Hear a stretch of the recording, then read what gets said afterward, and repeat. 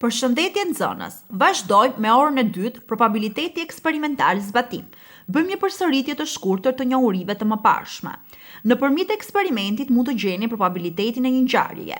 Një e dhënë probabilitare nga një eksperiment është denduria relative. Siç e thamë dhe në mësimin e kaluar, denduria relative gjendet si raport i numrit të provave të favorshme mbi numrin e përgjithshëm të provave.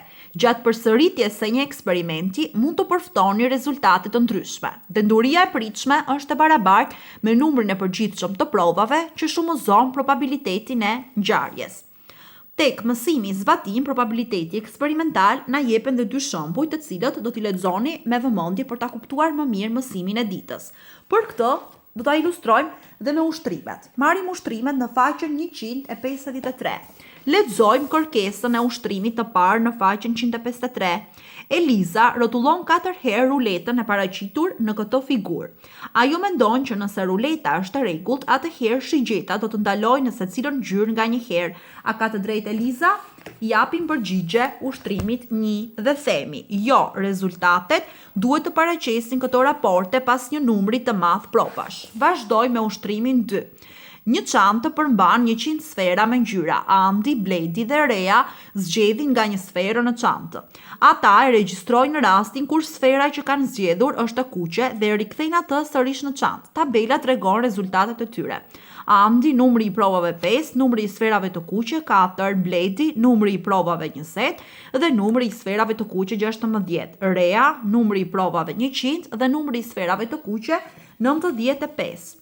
Andi thot që probabiliteti që të zgjedhë një sferë të kuqe është 4/5. Gjykoni pohimin e tij.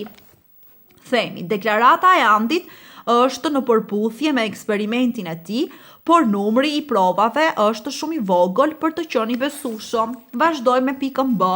Rea thot se çanta duhet të përmbajë 95 sfera të kuqe. A ka të drejtë ajo? Jo, ky është një vlerësim, jo një fakt. Dhe pika C. Shpjegoni pse vlerësimi më i besueshëm i dendurisë relative për të zgjedhur një sferë të kuqe është 0.92. Atëherë, ky vlerësim kombinon të gjitha rezultatet 115 të kuq dhe i pjeston me numrin e përgjithshëm të provave 125. Numri më i madh i provave jep një probabilitet më të besueshëm. Vazhdoj me pikën tjetër. A përmban çanta 92 sfera të kuqe? Atëherë japim përgjigje. Nuk është domosdoshme. Ky është vetëm një vlerësim. Vazhdoj me ushtrimin 3 në po këtë faqe. Lexojmë kërkesën. Aleksi rrotullon një rulet me ngjyra dhe shënon rezultatin në një tabel. Ai shton një shtyllë në tabel sa herë që shigjeta ndalon në një ngjyrë të re. Ngjyra e kuqe, denduria e bardhë, denduria 5, e bardhë, denduria relative 0.2 dhe blu, denduria relative 0.4. Kopjoni dhe plotësoni tabelën e Aleksit. Çfarë vini re rreth shumës së dendurive relative? Atëherë, shuma e dendurive relative duhet të jetë 1. I dam përgjigje pikës A. Sa nga ruletat e mëposhme mund të jenë të Aleksit? Pika B. A-ja ose C-ja? B-ja nuk mund të jetë e Aleksit sepse tabela e tij e rezultateve tregon se e bardha ishte një rezultat i vrojtuar, por ruleta B nuk e ka ngjyrën e bardhë. Pika C. Vizatoni 3 ruleta që mund të jenë të Aleksit. Ruletat mund t'i ndani në aq sektor sa dëshironi. Atëherë themi, ka shumë përgjigje të mundshme, mjafton që ruletat të përmbajnë ngjyrat e kuqe, të bardhë dhe blu. Vazhdojmë me ushtrimin 4. Lexojmë kërkesën. Katie mendon se pak njerëz kanë lindur të shtunën ose të dielën në krahasim me ditët e tjera të javës, sepse çdo lindje e planifikuar bëhet gjatë javës. Ajo mbledh informacione nga 100 shokët e saj të moshave të ndryshme rreth ditëve kur bie ditëlindja e tyre këtë vit dhe sheh që shtuna dhe diela kanë të njëjtat mundësi si ditët e tjera të javës.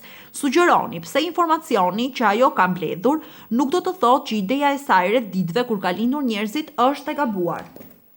Atëherë, japim përgjigje. Katie mund të ketë nevojë për një zgjedhje me vëllim më të madh dhe më të larmishme në mënyrë që ndryshimi të bëhet i dukshëm. Dallimi ndërmjet lindjeve të fundjavës dhe atyre në ditët e javës mund të jetë shumë i vogël në mënyrë që të vihet re në këtë zgjidhje.